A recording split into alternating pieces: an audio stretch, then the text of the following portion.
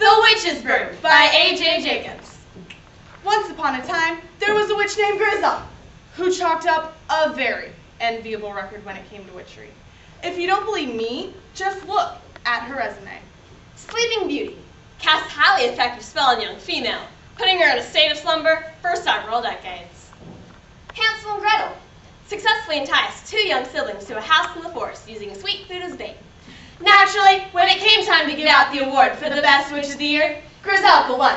At her acceptance speech to the Academy of Witches, she moved almost everyone to tears. I'd like to think of the little people who made this possible. Like that guy shrank to 14 inches tall after he said something about the award on my notes. I'd especially like to thank my assistant, also a little person, the gnome named Harry. I'll treasure this gold-plated skull the rest of my unnatural life. Well, after that, every night was like Halloween. One typical day, Harry and Griselka were busy in her cobweb-filled house, hashing out her schedule. Okay, tomorrow you do a flight to London to top off the year of the plague, and then you got a banquet for the Society for the Humane Treatment of Trolls. Cancel that till Monday. Tomorrow, I've got to lock this Lady Rapunzel in a tower, and then run over it to her. Suddenly, the door to the witch's little house creaked open, and there stood the most handsome prince in the world. Ah, fair lady, could I trouble you for a flagon of water?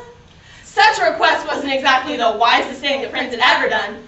Instead of water, try a sip of this, said mean old Griselka, handing him a hissing, steaming cup of ingredients that would probably not pass FDA inspection, but would turn the prince into a tree stump. Still, witches too have hearts, and at the very last second, Griselka was struck by Cupid's arrow.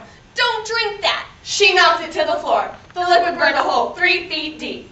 My word, it must be carbonated. With that, he made a courtly bow and excused himself to go to the well outside to quench his thirst. Griselka stared wistfully through the window. For the next few days, Griselka couldn't concentrate on her witchery.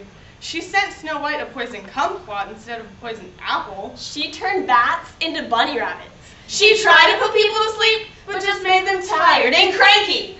Finally, she admitted to herself that she was in love. But because she was horribly ugly, Even by witchly standards, she knew she could never win the prince. So she went to the magic mirror, which charged only $100 for 50 minutes, and asked for advice. Mirror, mirror on the wall, and don't crack on me. How can I win the prince's love? why don't you cast a spell on yourself? I'm afraid our time is up. I must go before I crack up myself. Of course, the mirror was right. If Griselka changed herself into a beautiful princess, the prince would fall in love with her. For 2 weeks, she worked on the project, stirring a cauldron full of wolfbane, mice wings, and artificial flavors and colors. Over the teeth and through the gums, look out stomach, here it comes. She drank it and poof! Where the witch once stood was an enchanting princess. The next day, the newly beautiful witch went to the royal ball. When she got there, the prince and the king were talking. Well, my son, how are you enjoying the ball? Oh, I'm having a ball, Dad! I know that. But how are you enjoying it? But before the prince could answer, he spotted the most beautiful maiden he had ever seen. You're beautiful, you're lovely, you're engaged. To me. Am I rushing things? Griselka shook her head. They went to the opera, To the ballet! to beheadings.